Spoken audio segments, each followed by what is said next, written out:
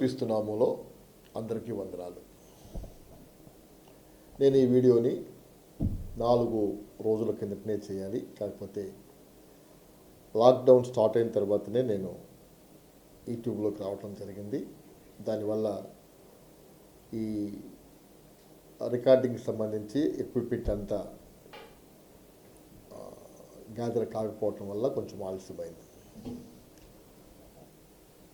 కరుణాకర్ సుగుణా గారు mother Teresa మీద పలికిన దూషణలకి, విమర్శలకి కౌంటర్గా నేను ఈ వీడియో చేయాల్సి వస్తుంది. వాడేం మాట్లాడాడో ఫస్ట్ వినండి. మొన్న ఇండస్ట్రీలోకి వచ్చినటువంటి చిన్న చితక పాస్టర్ల దగ్గర నుండి బడా బడా పాస్టర్ల వరకు అందరూ ఆమె భజన చేసేవాళ్లే. భరతమాతను సైతం అవమానకరంగా మాట్లాడేటటువంటి ఈ పాస్టర్లు ఒక స్త్రీని, అందున ఒక విదేశీయురాల్ని ఇంతగా పొగుడుతున్నారు అంటే కాస్త సందేహించవలసినటువంటి అవసరం కనబడుతుంది. సందేహించడమే కాదు, కాస్త పరిశోధన చేసినట్లయితే అక్క ఆర్భాటము బావు బడాయే తప్ప ఆకలేస్తే అన్నం మెతుకు లేదన్నట్లుగా మదర్ తెరీసా గురించి ఈ పాస్టర్లు చెప్పేది వేరు, అక్కడ ఉన్నటువంటి వాస్తవాలు వేరు. ఆ వాస్తవాలలోకి వెళ్లే ముందు ఈ పాస్టర్లకి నాదొక సూటి ప్రశ్న. తెరీసా క్రైస్తవురాలు గనక, బైబిల్ చదివింది గనక, ఇంత ఉన్నతమైనటువంటి వ్యక్తిత్వం ఆమెకు అలవడింది, అనాథలకి కుష్టు వాళ్ళకి సేవ చేసింది అని చెప్తున్నారు, బాగానే ఉంది. మరి ప్రపంచంలో కేవలం మదర్ తెరీసా ఒక్కటే క్రైస్తవురాలా? ఆమె ఒక్కటే బైబిల్ చదివిందా? మీరెవరో క్రైస్తవులు కదా, మీరు బైబిల్ చదవట్లేదా? మీరెందుకు సేవ చేయట్లేదు? కుష్టు వాళ్ళకి వాళ్ళ దగ్గరికి వెళ్ళి ప్రేమగా దగ్గరకు తీసుకుని వాళ్ళకి ఆహారం తినిపించడం, స్నానం చేయటం, అనాథల్ని చేరదీయటం. కరుణాకర్ సుగుణా గారు మదర్ తెరీసా గురించి మాట్లాడుతూ అక్క ఆర్భాటం బావ బడాయే కానీ మింగటానికి మెతుకు లేదంటూ ఈ పాస్టర్లు మదర్ తెరీసా గురించి చెప్పే ఆర్భాటాలే కానీ అక్కడ విషయం ఏమీ లేదంటూ ఒక పచ్చి అబద్ధాన్ని నిర్భయంగా, నిస్సిగ్గుగా జనం నోట్లో పోస్తారేమో అన్న కామన్ సెన్స్ కూడా లేకుండా చెప్పాడు. నవ్విపోదురుగాక నాకేంటి సిగ్గు అన్నది వాడి జీవిత లక్ష్యం, జీవిత ధ్యేయం వాడిది. ఎవ్వరు ఏదైనా నవ్వని వాడికి సిగ్గులేదు. మదర్ తెరీసా గురించి పాస్టర్లు చెప్పేది, క్రైస్తవ పెద్దలు చెప్పేది కొంచెంసేపు పక్కన పెడదాం. అమ్మలకే అమ్మ అయిన మదర్ తెరీసా గురించి భారతదేశమంతా చెప్తుంది, ప్రపంచమంతా ఎలుగెత్తి ఘోషిస్తుంది. పాస్టర్లు చెప్పేది కొంచెంసేపు పక్కన పెడదాం, పాస్టర్లు చెప్పేది సత్యం, అది పక్కన పెడదాం. 1962 సంవత్సరంలో పద్మశ్రీ అవార్డు ఇచ్చింది. 1972 సంవత్సరంలో జవహర్లాల్ నెహ్రూ అవార్డు వచ్చింది ఆమెకి. 1980 సంవత్సరంలో భారతదేశంలోనే అత్యంత ప్రతిష్టాత్మకమైన భారతరత్న అవార్డు ఇచ్చి ఈ భారతదేశం ఆమెను సత్కరించింది.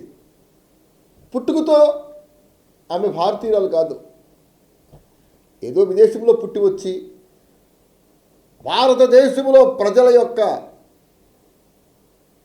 ఆరోగ్యం, ఆత్మల గురించిన భారంతో ఆమె చేసిన పరిచర్యని, సేవని గుర్తించిన భారతదేశంలో సేవ ప్రారంభించి ప్రపంచ దేశాల్లో దాదాపు అన్ని దేశాల్లో సేవను విస్తరింపచేసి ఆమె చేసిన ఆ గొప్ప సేవకి గుర్తుగా మా దేశంలో పుట్టుకుపోయిన ఈ దేశానికి నువ్వు రత్నం లాంటి దానివమ్మా అని చెప్పి భారతరత్న అవార్డు ఇచ్చి భారతదేశమంతా ఆమెను సత్కరించింది 1980 సంవత్సరంలో.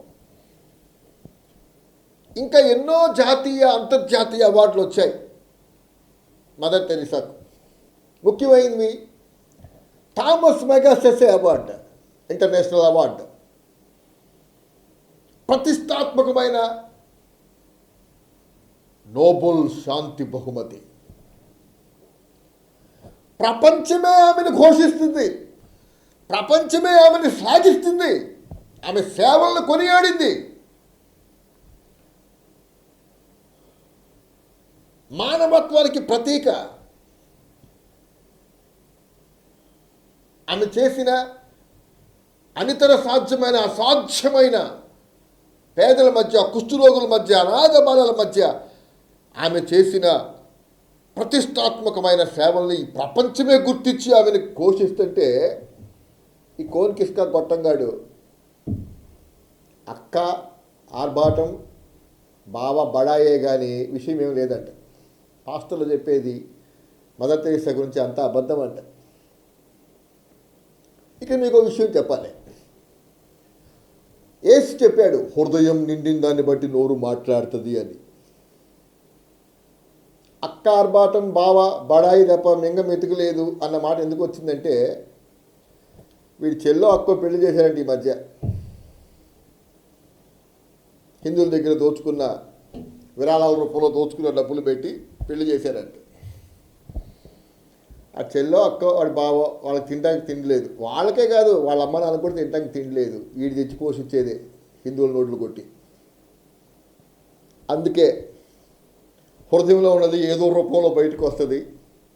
అక్క ఆర్భాటమే కానీ బావ బడయే కానీ మెంగం ఎత్తుకులేదు. అది వాడి కుటుంబానికి సంబంధించింది.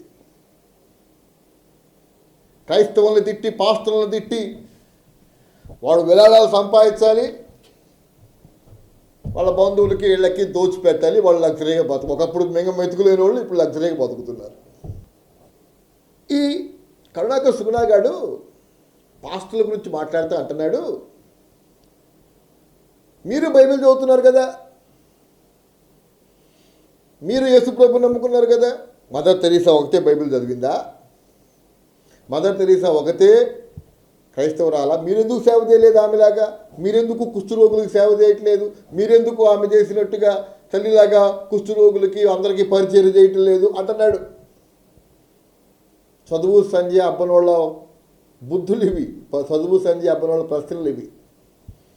నేను వీడు అడుగుతున్నాను, మరే నీ వయసు మన ఆంధ్రప్రదేశ్ ముఖ్యమంత్రి వైఎస్ జగన్ గారి వయసు దాదాపు ఒకటే. ఆయన ఆంధ్రప్రదేశ్కి ముఖ్యమంత్రి అయి చక్కటి పరిపాలన అందిస్తున్నాడు. నువ్వెందుకురా బేవర్స గడిపోయావు? నువ్వెందుకు బేకార్ గడిపోయావు? దేశద్రోహిగా మారావు. తెలుగు రాష్ట్రాల్లో మతాల మధ్య చిచ్చుపెట్టి రక్తపాతం జరగటానికి సాయశక్తిలా కృషి చేసే ఒక చీడ పురుగు పోయావు. నీకేమైందిరా? ఇంకో మాట చెప్తాను. మన దేశ ప్రధానమంత్రి గారు ఉన్నారు, నరేంద్ర మోడీ గారు. ఒక పుట్టి అమ్ముకొని బతికేవాడు. భారత రాజ్యాంగం, మన దేశ ప్రజాస్వామ్యం టీ అమ్ముకొని బతికే ఆయన్ని భారతదేశ ప్రధానమంత్రిని చేసింది. మన భారత రాజ్యాంగం యొక్క పవర్ అది. భారతదేశ ప్రజాస్వామ్యంలో ఉన్న శక్తి అది. మీ నాన్నకి దాదాపు మన ప్రధానమంత్రి మోడీ గారి వయసే ఉండి ఉంటుంది కదా, మరి ఆయన ఎందుకు ప్రధానమంత్రి కాలేదురా? మీ నాన్న ఆడు కనీసం మీ ఊరు ప్రెసిడెంట్ కూడా కాలేదు ఎందుకురా? ఆడు మనిషేగా. మీ ఊరు ప్రెసిడెంట్లు మనుషులేగా, మీ నాన్న కూడా మనిషేగా. మరి మీ నాన్న ఎందుకు కాలేదురా ప్రెసిడెంట్? ఎందుకు కాలేకపోయాడురా? ప్రశ్న అడిగేటప్పుడు బుద్ధి జ్ఞానం ఉండాలిరా, వివేచన జ్ఞానం ఉండాలి. ఏ మనిషికి లేనంత ఓర్పు, సహనం, ప్రేమ, జాలి, దయ ఆమెలో ఉంది కాబట్టే తల్లిదండ్రులు కూడా చూపించని ప్రేమ చూపించి ఆమె తల్లులకు తల్లి అయింది, అమ్మకు అమ్మ అయింది. అంత మహోన్నత వ్యక్తిని పట్టుకొని క్రైస్తవులందరూ అంతగా ఎందుకు ఎదగలేకపోయారు అడుగుతావేంట్రా? నీకంటే పయోళ్ళ మధ్యకి నువ్వెందుకు ఎదగలేకపోయావు వాళ్ళలాగా? కరుణాకర్ సుగుణాగాడు సందట్లో సడేమియా అంటూ పాస్టర్ల గురించి మాట్లాడుతూ, భరతమాతను సైతం అవమానించేవాళ్ళు ఒక వనితను, అదీగాక ఒక విదేశీ వనితను పొగుడుతున్నారంటే దీంట్లో ఏదో ఉంది, డౌట్ పడాల్సిందే అంటూ మాట్లాడాడు. మదర్ తెరీసా గురించి మాట్లాడితేనే విమర్శిస్తూనే దూషిస్తూనే సందట్లో సడేమియా అని పాస్టర్ల గురించి కూడా మాట్లాడుతున్నాడు ఇది. పాస్టర్లు భరతమాతను అవమానిస్తారు, విదేశీయుల్ని పొగుడుతారు అంటూ ఒక చెడ్డ లేఖి ప్రచారం మొదలుపెట్టాడు ఇది. ఎవరు భరతమాతను అవమానిస్తున్నారు? ఏదో ఒక వృద్ధ పాస్టర్ ఒక ఆయన ఏదో కోణంలో జాతీయ జెండాని రంగు గుడ్డ అన్నాడని పాస్టర్ల మొత్తానికి ఆ మాటను ఆపాదిస్తారా?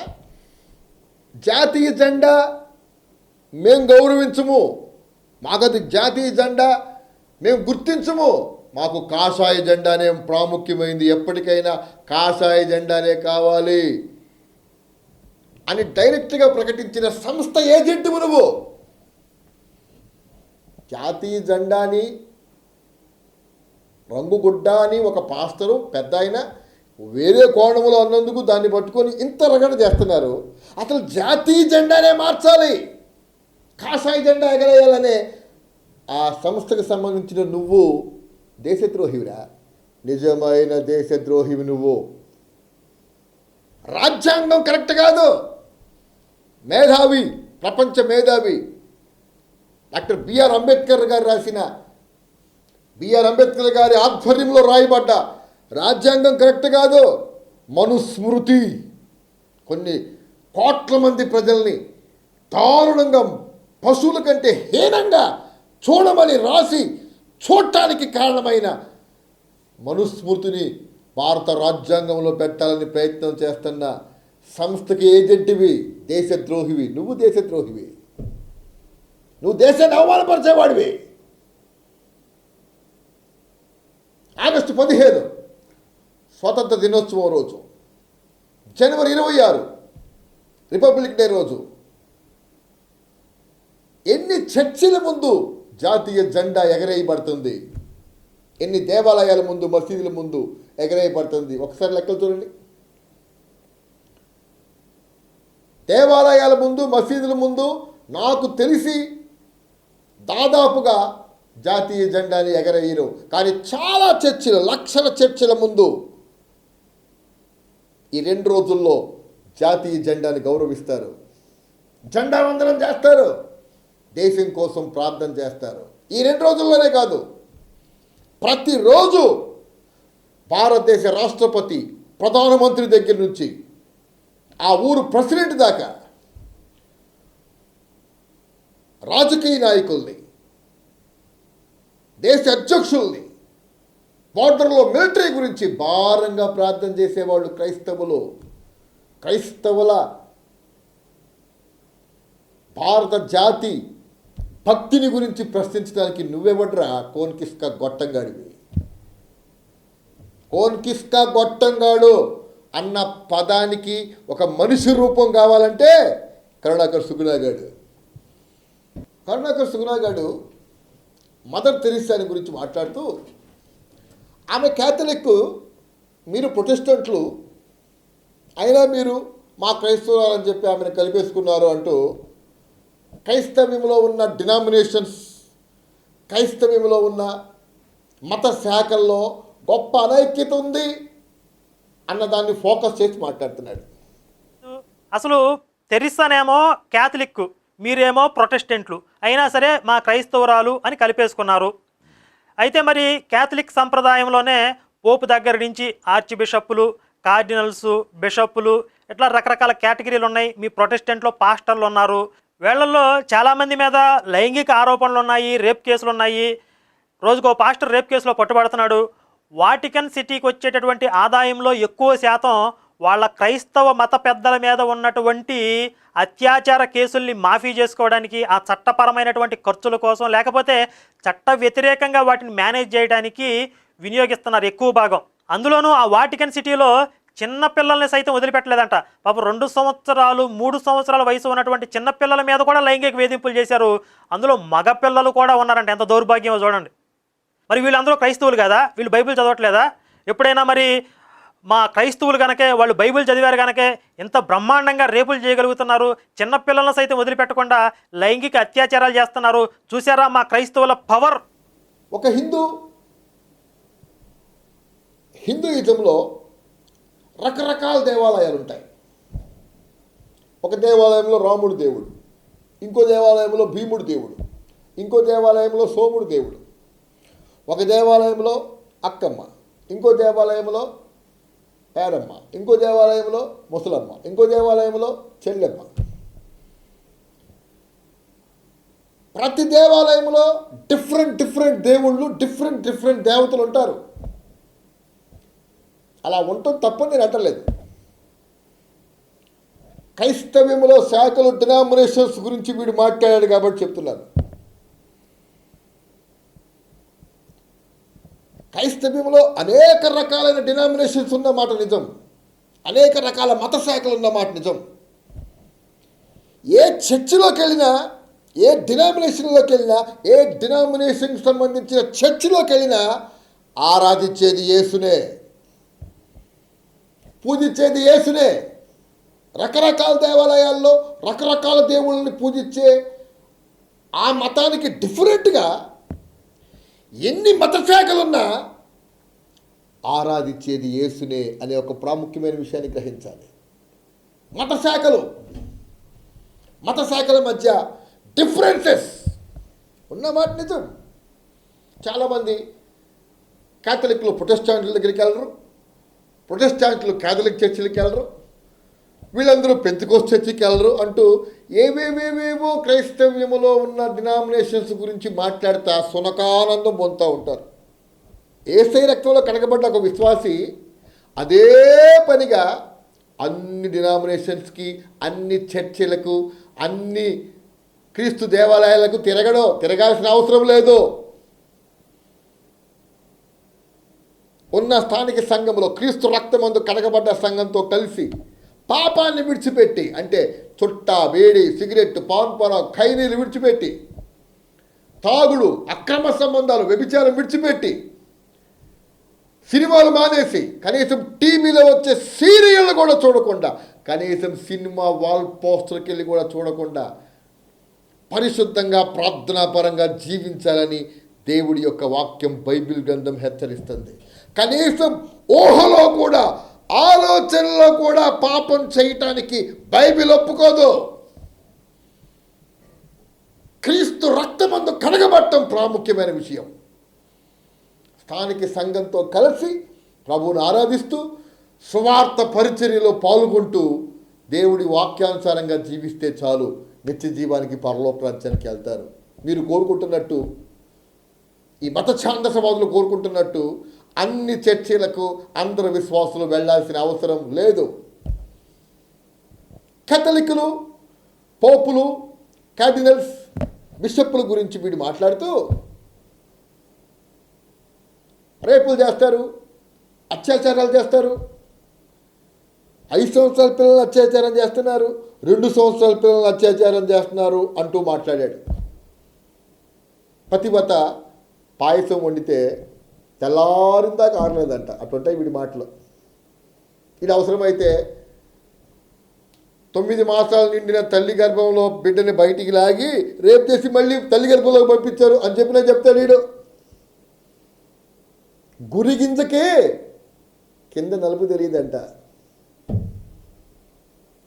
వీటితో మాట్లాడుతున్నాను. కరుణాకర్ సుగునాగా, నిత్యానంద స్వామి తమ్ముడివి, డేరా బాబాకు తమ్ముడువో అన్నవో, నువ్వు అంటారా చెప్పేది? కాశ్మీర్లో హసీన్ అనే పాపం మీద, 8 సంవత్సరాల పాపం మీద పూజారులు గ్రూప్ రేప్ చేసి చంపేశారు కదరా. వాళ్ళు పూజలు చేస్తున్న దేవతాలయంలో 8 సంవత్సరాల గర్ల్ని, ముస్లిం పాపని దారుణంగా రేస్ చేసి చంపితే దేశమంతా గందరగోళం, భగ్గుమందే. అకృత్యం చూసి నివ్వెరపోయిందే. కాశ్మీర్ ముస్లిమ్స్ ప్రాబ్లం ఉన్న ఏరియా, టెర్రరిస్టుల ప్రాబ్లం ఉన్న ఏరియా. ఆ ఏరియాలోనే 8 సంవత్సరాల పాప మీద పూజారులు వాళ్ళు పూజలు చేసే దేవాలయంలోనే రేపు చేసి చంపారంటే, పూజారుల్ని దేవుడు తర్వాత దేవుళ్ళుగా భావించే ఉత్తర దక్షిణ భారతదేశాల్లో, ఇండియాలో వీళ్ళు చేసే అకృత్యాలు ఎన్ని, వీళ్ళు చేస్తున్న అఘాయిత్యాలు ఎన్ని, బయటికి వస్తున్నవన్నీ, బయటకు రాకుండా సమాధి అయిపోతున్నవన్నీ ఈ పూజారులు, స్వామీజీలు. వీళ్ళు చేస్తున్న ఈ ఘోర అకృత్యాలు బయటికి రానివన్నీ ఆలోచిస్తుంటే నాకు చలి జ్వరం వచ్చేస్తుంది. ప్రతి మతంలో చెడ్డవాళ్ళు ఉంటారు. ఒరే కరుణాకర్ సుగునాక, నువ్వు మీ అమ్మ మీ నాన్న ఒకప్పుడు ప్రార్థన చేశారు. మీరే చెప్పారు చాలాసార్లు, మా కుటుంబం చిన్నప్పుడు ప్రార్థనలో ఉన్నారని. మరి ఇప్పుడు ఎందుకురా క్రీస్తు వ్యతిరేకులైపోయారు, దేశద్రోహులుగా మారిపోయారు? మీకు మీ కుటుంబానికి యేసయ్యని నమ్ముకోవటం కంటే అమ్ముకోవటంలోనే ఎక్కువ లాభం కనపడింది, ఆదాయం కనపడింది. అందుకే యేసుని నమ్ముకున్నారు. యేసు ప్రభు 12 మంది శిష్యుల్లో 11 మంది ఆయా దేశాల్లో సువార్త ప్రకటిస్తూ తమ ప్రాణాలు ధారపోశారు. వాళ్ళల్లో ఒకడైన తోమా భారతదేశం వచ్చి భారతదేశ ఆత్మల కొరకు గొప్ప పరిచర్య చేసి ఇక్కడున్న మత ఛాందసవాదుల చేతుల్లో దారుణంగా హత్యకు గురై చచ్చిపోయాడు. కానీ 12 మంది శిష్యుల్లో ఒకడైన ఇస్కరియోతు యూదా యేసయ్యనే అమ్ముకొని, ఆ రోజు యేసుని నమ్ముకున్న రోజే తర్వాత రోజు దారుణమైన మనశ్శాంతికి, అశాంతికి గురై మనశ్శాంతి లేక ఆత్మహత్య చేసుకొని కుక్కచావు చచ్చాడు. ఆ ఇస్కరియోతు యూదా ఆత్మ, యేసు ఆత్మ ఎక్కడ పనిచేస్తుందో అక్కడ పనిచేస్తూనే ఉంటుంది అని బైబిల్ చెప్తుంది. బైబిల్ గ్రంథంలో దేవుడు రాసిపెట్టాడు, యేసయ్య ఎక్కడ ఉంటాడో, యేసు ఆత్మ ఎక్కడ పనిచేస్తూ ఉంటుందో అక్కడ ఇస్కరియోతు యూదా ఆత్మ పనిచేస్తూ ఉంటుంది. యేసయ్యని అమ్ముకున్న ఇస్కరియోతు యూదా ఆత్మ పనిచేస్తూనే ఉంటుంది. బిషపుల్లో కొందరు, కార్డినల్స్లో కొందరు, పాస్టర్స్లో కొందరు ఇస్కరియోతు యూదా ఆత్మకు లోనైనట్టుగా, ధనాశకు లోనై నువ్వు నీ కుటుంబం లోనైనట్టుగా యేసయ్యకి అవమానం చేసే పనులు చేసేవాళ్ళు ఉంటారని బైబిల్ గ్రంథంలో దేవుడే చెప్పాడు. నువ్వు చెప్పేదేంటి? ప్రతి మతములో చెడ్డవాళ్ళు ఉంటారు. ఒకళ్ళు చేసిన తప్పుని మతం అంతటికి ఆపాదించాల్సి వస్తే ఏ మతం ఈ లోకంలో కరెక్ట్ కాదు. అలా ఆపాదించడం కూడా కరెక్ట్ కాదు. యేసయ్య పిలిచి ఆదరించి తర్ఫీదునిచ్చి శిష్యుడిగా తయారు చేసిన ఇస్కరియోతు యూదానే యేసయ్య నమ్ముకున్నాడంటే పాస్టర్ల మధ్య, బిషప్పుల మధ్య, కొందరి మధ్య ఆ ఇస్కరియోతు యూదా ఆత్మ పని చేస్తానే ఉంటుందని దేవుడి వాక్యం స్పష్టంగా చెప్తుంది.